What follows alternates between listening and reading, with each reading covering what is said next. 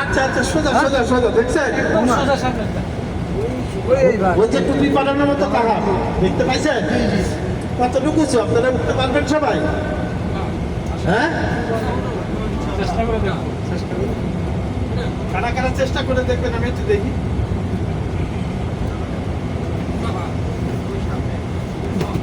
তিন থেকে 4 বার। একজন মা বোনও হাত তুলতে সাহস পায়। দেখছেন কেন উঠে দাঁড়াইছে? তাহলে আমাদের দুর্বল কি সবল ইমান না দুর্বল ইমান? দুর্বল। দুর্বল না? হ্যাঁ, খাদিজাতুল কুবরার বয়স 50 বছর ছিল।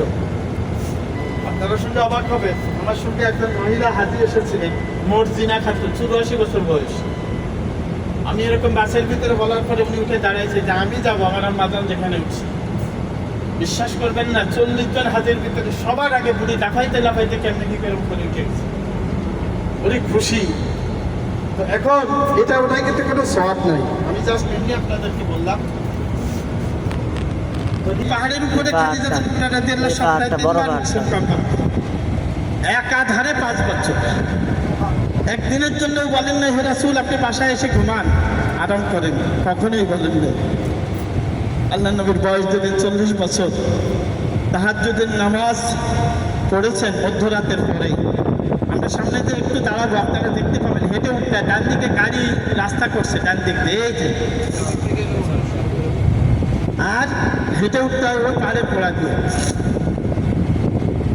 রাসূল সাল্লাল্লাহু আলাইহি ওয়াসাল্লাম তাহাজ্জুদের নামাজ আদায় করে বসেছেন, দোয়া করতেছেন, আল্লাহর কাছে ক্রন্দন করতেছেন।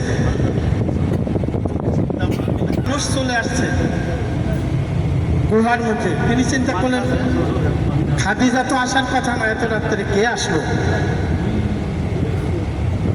পিছনে তাকিয়ে দেখে এই হেরা গুহার মুখটা বন্ধ হয়ে গেছে, বিশাল আকারের দেহ একজন মানুষ দাঁড়িয়ে আছে। উনি ওখানে দাঁড়িয়ে বলতেছে হে মুহাম্মদ ইকরা। রাসূল সাল্লাল্লাহু আলাইহি সাল্লামকে বলছেন পড়ো। আল্লাহ নবী বললেন মা আনা বিকারি, আমি তো পড়তে পারি না। শুনতেছেন? দেখেন আর শুনেন। এই যে আগে সেটা হলো এই যে বাঁকা দেখেন, আঁকা বাঁকা দেখছেন, এটা হলো আগে।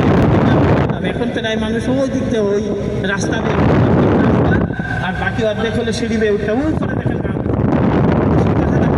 দেখা যায় না? দেখতে পাচ্ছেন?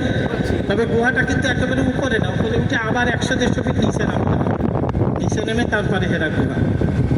তো হেরা গুহার মুখে এই মানুষটাকে দেখে রাসূল সাল্লাল্লাহু আলাইহি ওয়াসাল্লাম একে তো ভয় পেলেন। তারপরে তিনি যখন বলেছেন ইকরা, রাসূল কি বলেছেন?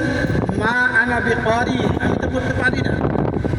আবার বলছেন ইকরা, আল্লাহ নবী আবারও বলছেন মা আনা বিকারি। এভাবে 3 বার বলার পরে জিবরাইল আলাইহিস সালাম আল্লাহ নবীকে বুকের সাথে জোরে ধরে একটা চাপ দিলেন। চাপ দেওয়ার পরে এবার বলছেন ইকরা। রাসূল পড়া শুরু করলেন ইকরা বিসমি রাব্বিকাল্লাযী খালাক খালাকাল ইনসানা মিন আলাক ইকরা ওয়া রাব্বুকাল আকরাম আল্লাযী আল্লামা বিল কলম আল্লামাল ইনসানা মা লাম ইয়ালাম। এটা হলো কোরআনুল কারীমে নাজিল হওয়া প্রথম 5টি আয়াত, যেটা নাজিল হয়েছিল। আল্লাহ নবী ওখান থেকে এইগুলো দৌড়ানো শুরু করলেন, কারণ তিনি এখন এত পরিমাণ ভয়, তার শরীরে জ্বর চলে আসলো। তিনি হামাগুড়ি দিয়ে গুড় গুড় করে পাহাড় থেকে নেমে চলে আসছেন। অর্ধেক পথে যখন আসছেন তখন দিক থেকে আবার